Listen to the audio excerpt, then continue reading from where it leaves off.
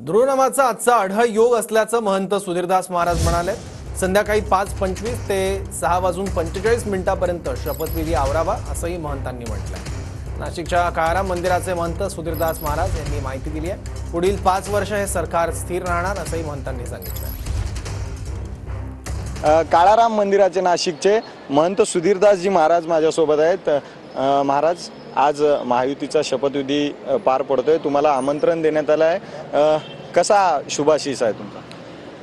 अतिशय आनंदाचा आजचा दिवस आहे। तर आज गुरुवार, बृहस्पतिवार, श्रवण नक्षत्र आणि मकर राशीचा चंद्र हा त्या ठिकाणी येतोय आणि ध्रुव नावाचा आढळ योग आज आहे।